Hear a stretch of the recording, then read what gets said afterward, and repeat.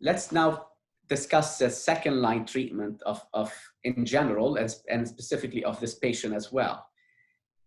More and more, we have the ability to sequence therapies for patients with advanced hepatocellular carcinoma. Of course, the ability to do sequential therapy depends on underlying liver function.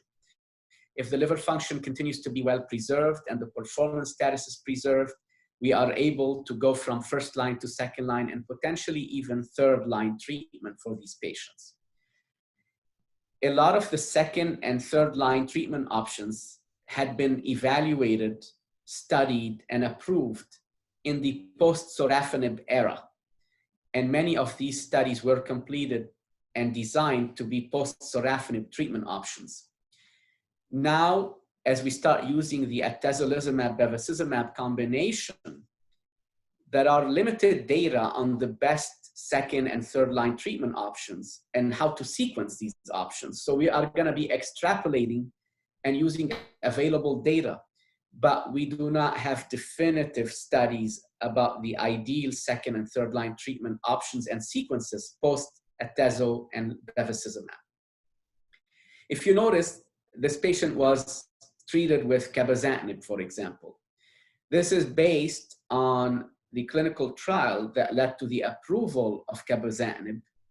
That was a post-sorafenib study. What was unique about that study is that it allowed up to 2 prior systemic therapy regimens, and a third of the patients had had 2 prior systemic therapies.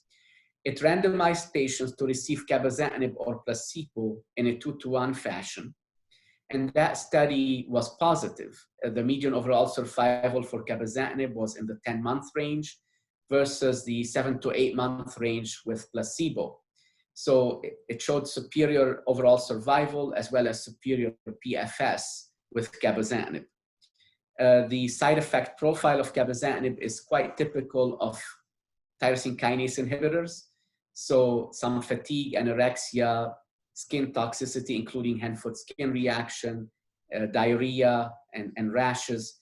So it's typical of other TKIs and things that we are getting used to managing as medical oncologists.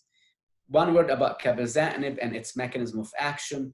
This is an oral tyrosine kinase inhibitor that does target VEGF receptor 2, but in addition, it also targets the MET receptor, which is the receptor for hepatocyte growth factor, and that plays an important role in hepatocellular carcinoma.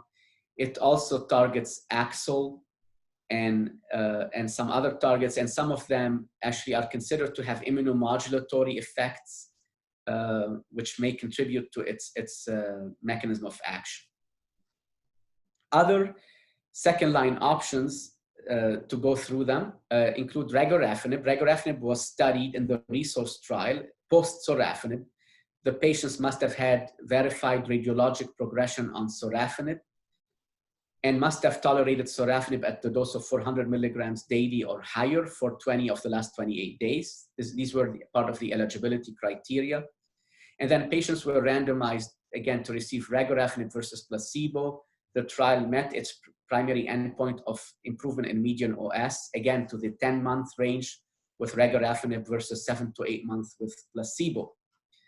Again, the limitation of this trial is that it required that patients must have tolerated sorafenib and must have had radiologic progression on sorafenib. Other treatment options that have approval in the second and third line space include ramucirumab, which is a monoclonal antibody to the vascular endothelial growth factor receptor 2. This is based on the REACH-2 study.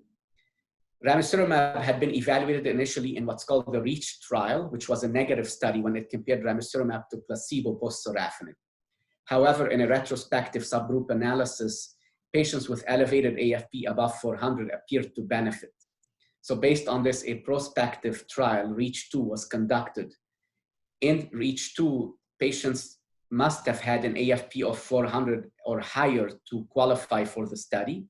They all had received prior sorafenib, and they were randomized to ramucirumab versus placebo. Again, all these patients had Child-Pugh A cirrhosis.